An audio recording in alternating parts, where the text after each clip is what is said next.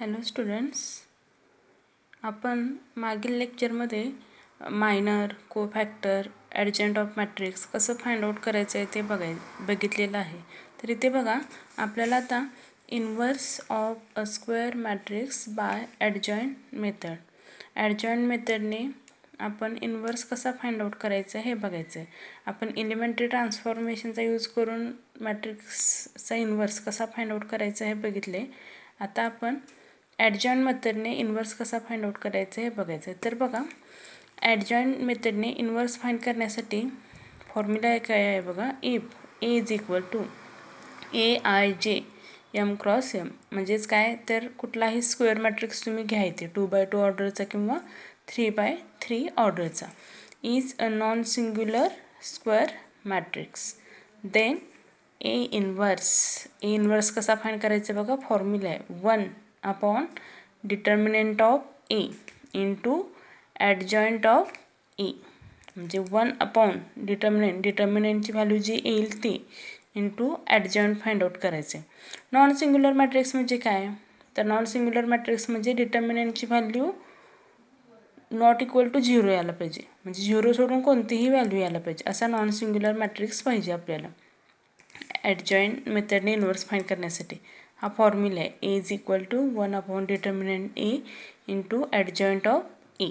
ठीक आहे. तर बघा, फॉर एक्झाम्पल एक एक्झाम्पल दिलं इथे. If A is equal to 2 - 2 4 3, then find A inverse by the adjoint method. Adjoint मेथडने इथं आपल्याला इन्व्हर्स फाइंड आउट करायला सांगितले. तर बघा, ॲडजॉइंट मेथडने इन्व्हर्स फाइंड करण्यासाठी सगळ्या एलिमेंटच्या आधी कोफॅक्टर फाइंड आउट करायचे. तर बघा, ए जो दिला आहे तो मॅट्रिक्स, हा 2 - 2 4 3. ठीक आहे. आता इथे फर्स्ट कोफॅक्टर, ह्या एलिमेंटचा कोफॅक्टर A11 काय येईल, तर डेफिनेशन काय आहे कोफॅक्टरची, -1 + 1 इंटू मायनर M11. ठीक आहे. मग -1 + 1 + 1 2, -1 + 2 1च येणार आहे, आणि मायनर M11 मायनर काय असेल 11 म्हणजे फर्स्ट रो फर्स्ट कॉलम सोडायचा, मायनर काय येईल 3, म्हणजे इंटू 3. मग 1 × 3 कोफॅक्टर काय येणार आहे आपला 3. तसंच सेकंड एलिमेंटचा कोफॅक्टर काय येईल A12, फर्स्ट रोमध्ये आहे आणि सेकंड कॉलममध्ये आहे, त्यामुळे A12 काय येईल -1 + 1 + 2 इंटू M12. मग -1 + 1 + 2 1 + 2 3, -1 + 3 -1 येणार आहे, आणि M12 म्हणजे कोणता मायनर येईल 1 आणि 2 सोडायचा, फर्स्ट रो सेकंड कॉलम सोडायचा, कोणता एलिमेंट येईल तर 4. मग -1 × 4 -4. ठीक आहे. तसंच नेक्स्ट A21 सेकंड रो आलो आहे आपण इथे, 4चा कोफॅक्टर फाइंड आउट करायचा आहे, सेकंड रो आणि फर्स्ट कॉलममध्ये, त्यामुळे A21 काय येईल तर -1 + 2 + 1 इंटू M21, -1 + 3 -1, आणि M21 काय येईल आपला 2 म्हणजे सेकंड रो आणि 1 म्हणजे first column, second row first column सोडायचा, कोणता एलिमेंट येईल तर 2. ठीक आहे. सॉरी, M21 आहे, सेकंड रो फर्स्ट कॉलम सोडायचा, कोणता एलिमेंट येईल -2. मग -1 × -2 काय येईल तर 2. ठीक आहे. आणि लास्ट एलिमेंट A22 काय येईल आपला -1 + 2 + 2 इंटू M22. -1 = 4 1 येणार आहे, आणि M22 कोणता एलिमेंट येईल सेकंड रो सेकंड कॉलम सोडायचा, कोणता एलिमेंट येईल 2. 1 × 2 2. ठीक आहे. हे सगळे आपण कोफॅक्टर फाइंड आउट करून घेतलेत. आता कोफॅक्टर फाइंड आउट केल्यानंतर कोफॅक्टर मॅट्रिक्स कसं लिहिणार, कोफॅक्टर मॅट्रिक्स, तर हे जे एलिमेंट आले तो फर्स्ट एलिमेंट 3, नंतर -4, नंतर 2 आणि नंतर 2, म्हणजे 3 -4 2 2. हा कोफॅक्टर मॅट्रिक्स लिहिला. आता आपल्याला ॲडजॉइंट मॅट्रिक्स फाइंड करायचं आहे. ॲडजॉइंट ऑफ ए काय येईल, ॲडजॉइंट म्हणजेच ट्रान्सपोज ऑफ कोफॅक्टर, ट्रान्सपोज ऑफ कोफॅक्टर म्हणजे काय, हा फर्स्ट रो फर्स्ट कॉलमला येणार आहे. 3 - 4 हा फर्स्ट रो आहे, तिकडे फर्स्ट कॉलम येईल 3 - 4 आणि 2 2 हा जो सेकंड रो आहे तो सेकंड कॉलमला येणार आहे 2 2 हा झाला ॲडजॉइंट ऑफ ए. ठीक आहे. मग आता आपल्याला डिटर्मिनंट ही डेफिनेशन आहे इन्व्हर्स फाइंड करण्यासाठी. डिटर्मिनंट ए फाइंड आउट करून घ्यायचे. मग बघा we have determinant of A. Determinant of A काय येईल, तर डिटर्मिनंटमध्ये इलेमेंट लिहायचे. जो मॅट्रिक्स आपला दिला आहे तो ए काय येईल, determinant of A is equal to determinant of 2 - 2 4 3 2 - 2 4 3. आणि हा डिटर्मिनंट कसा सॉल्व करायचा माहिती आहे. 2 × 3 6 मायनस 4 × -2 -8 6 + 8 14. म्हणजे determinant of A is not equal to 0 आले, म्हणजे ए इनवर्स एक्झिस्ट होतो. आणि आता आपला formula A inverse is equal to 1 determinant A into adjoint of A. 1 determinant A value किती आली 14, म्हणजे 1/14 into matrix adjoint of A. Adjoint of A आपला हा जो आला आहे तो 3 2 - 4 2 3 2 - 4 2 हे झालं याचं ॲन्सर. ठीक आहे. अशा पद्धतीने आपण ॲडजॉइंट मेथडचे इन्व्हर्स फाइंड आउट करणार आहे. आता बघा याच्यावरतीच आपल्याला नेक्स्ट एक्झाम्पल सॉल्व करायचे आहेत. तर बघा इथे सुरुवातीला आपण बघूया कोफॅक्टर कसे फाइंड करायचे. एक्झरसाइज आहे 2.2. तर इथे फर्स्ट बघा काय सांगितले, find the cofactor of the elements of the following matrices. Find the cofactors of the elements of the following matrices. कोणता मॅट्रिक्स दिला आहे, -1 2 -3 4. मग इथं काय सांगितले फाइंड करायला, कोफॅक्टर फाइंड आउट करायला सांगितले. फक्त कोफॅक्टर फाइंड आउट करायचे. इथं बघा गिवन जो मॅट्रिक्स दिला आहे तो घेतला ए -1 2 -3 4. आता फर्स्ट कोफॅक्टर काय करणार, फर्स्ट कोफॅक्टर A11. A11 काय येईल आपला, तर -1 + 1 इंटू मायनर M11 -1 / 2 1 येणार आहे. आणि M11 कोणता एलिमेंट येईल 1 1 4 म्हणजे 1 × 4 4. नंतर A12 कोणता येईल -1 / 1 + 2 इंटू मायनर M12 -1 / 2 काय होईल 3 -1 / 3 -1 येणार आहे. बघा लक्षात ठेवा -1 / 2 जर इवन नंबर असेल 2 इवन नंबर आहे तर काय आलं आहे आपल्या इथे 1 आलं आहे.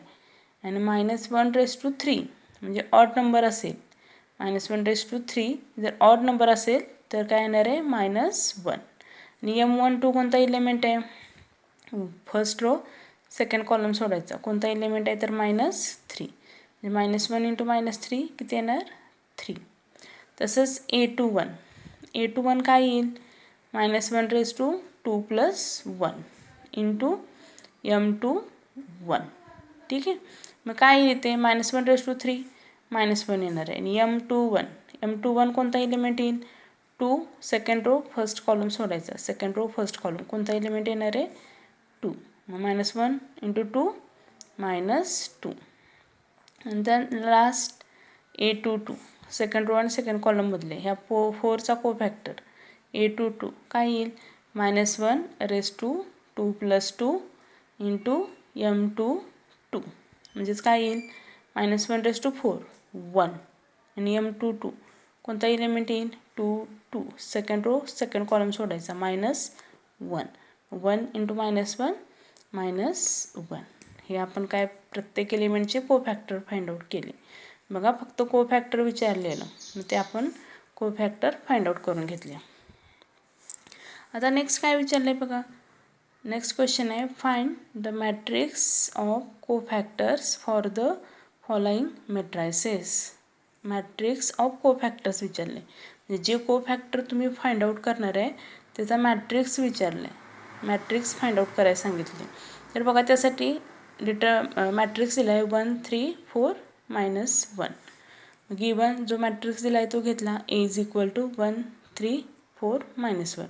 आणि या प्रत्येक एलिमेंटचे काय करायचे कोफॅक्टर फाइंड आउट करून घ्यायचे.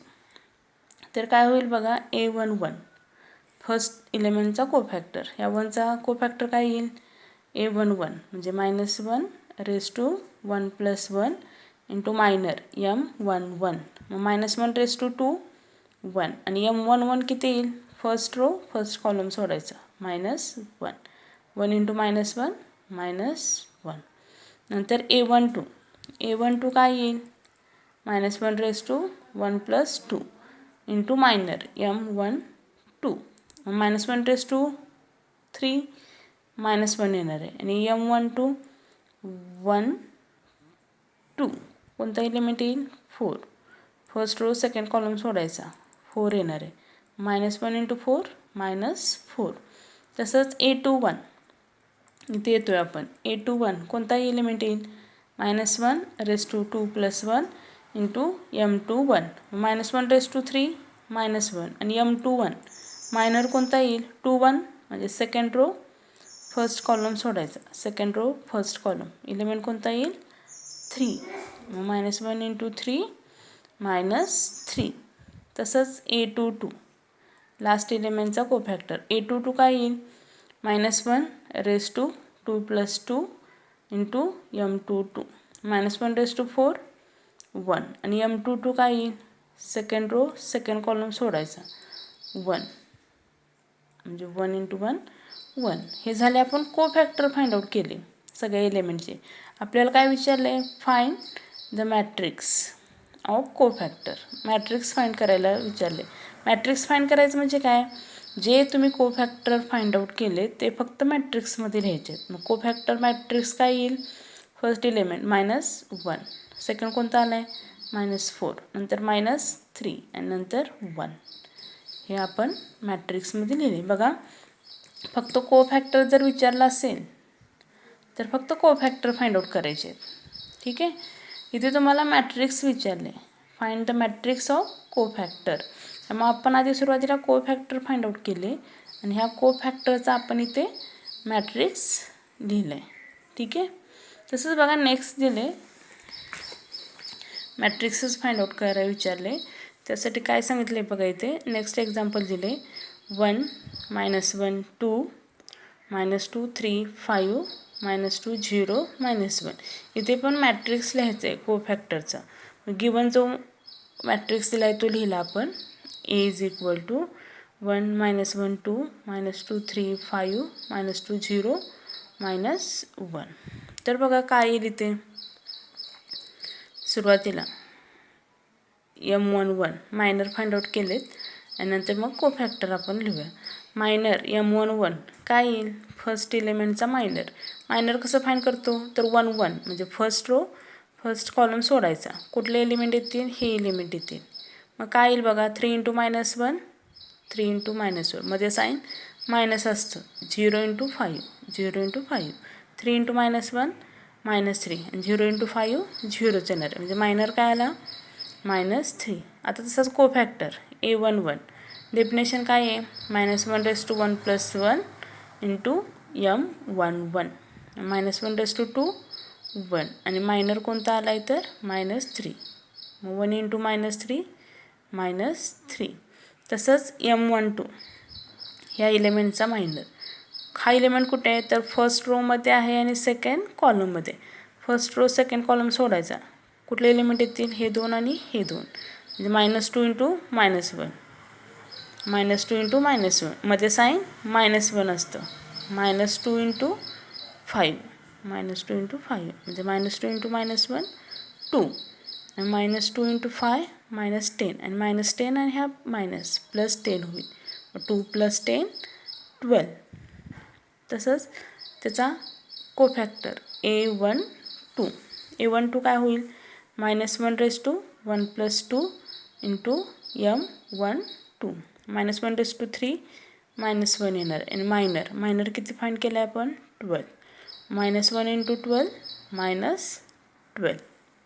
तसंच M13 काय येईल, फर्स्ट रो आणि थर्ड कॉलम आहे M13 मग फर्स्ट रो थर्ड कॉलम सोडायचा, फर्स्ट रो थर्ड कॉलम कोणते एलिमेंट येतील, -2 इंटू 0 -2 इंटू 3 -2 इंटू 3 -2 इंटू 0 झिरोच येणार आहे. -2 इंटू 3 -6 आणि -6 आणि मायनस +6 होईल. 0 + 6 6 येणार आहे. तसंच कोफॅक्टर A13 काय येईल -1 + 3 इंटू मायनर M13 -1 ^ 4 1 आणि M13 किती आला आहे आपला 6 1 इंटू 6 6 येणार आहे. ठीक आहे. आता नेक्स्ट आहे 13चा झाला आहे M13 फाइंड आउट केला. आता काय येईल 2 1 सेकंड रोला येतो आहे आपण. सेकंड रोला काय येईल आपला बघा इलेमेंट. सेकंड रोला काय येईल M21 बघा. M21 कसं होणार आहे M21 म्हणजे सेकंड रो फर्स्ट कॉलम. तर इथे आपला बघा मॅट्रिक्स